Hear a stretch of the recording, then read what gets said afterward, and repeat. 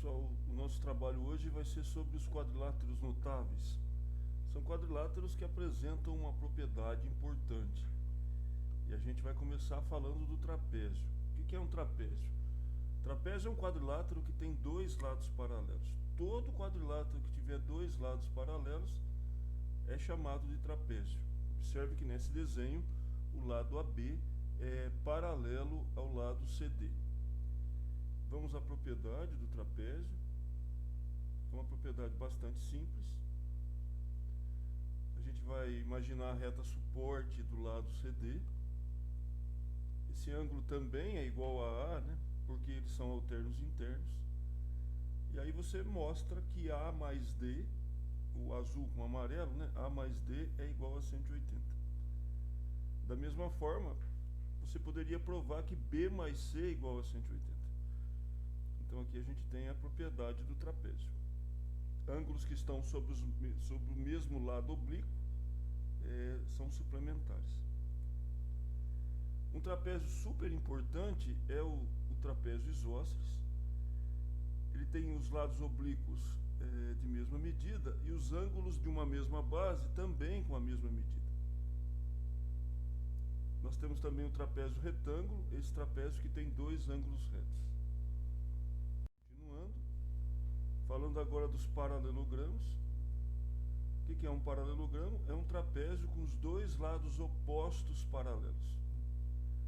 Todo trapézio que tem os lados opostos paralelos é um paralelogramo.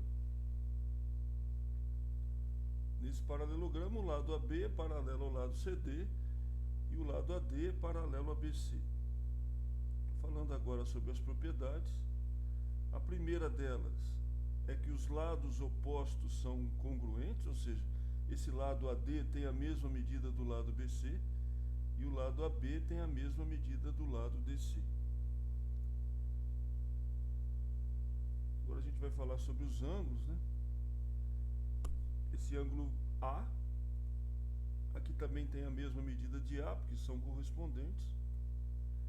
E ali também tem a mesma medida, porque eles são alternos internos.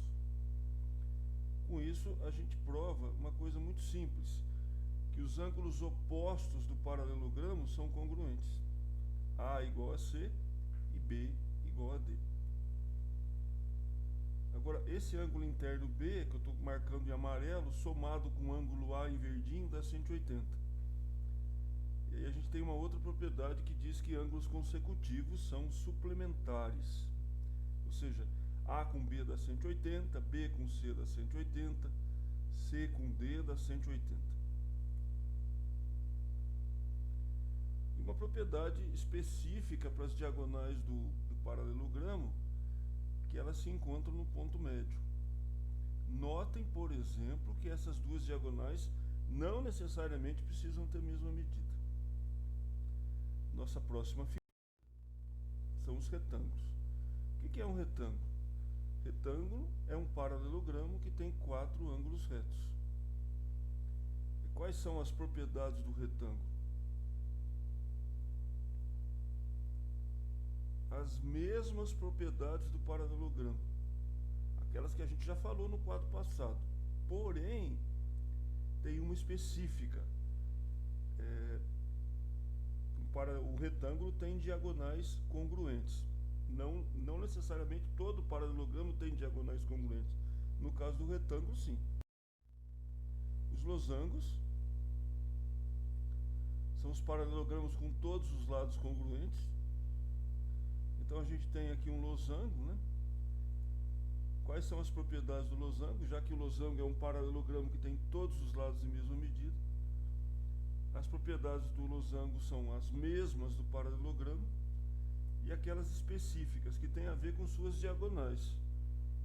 As diagonais são perpendiculares e também são bissetrizes internas. Então o paralelogramo é um quadrilátero com quatro lados mesma medida. E aí estão suas propriedades. Uma figura, quadrado.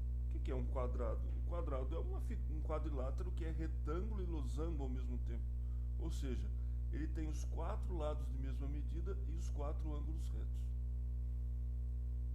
Quais são as propriedades do quadrado? As mesmas do paralelogramo, porque quadrado é paralelogramo, e essas específicas, né?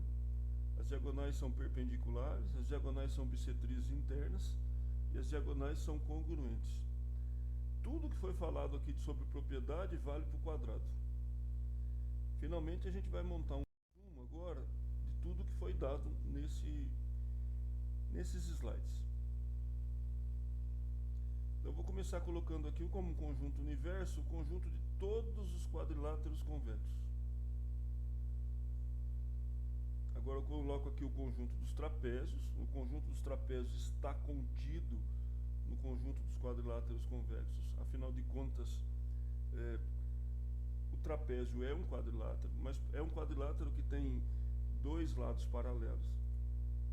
Agora eu coloco aqui o conjunto dos paralelogramos como um subconjunto dos trapézios.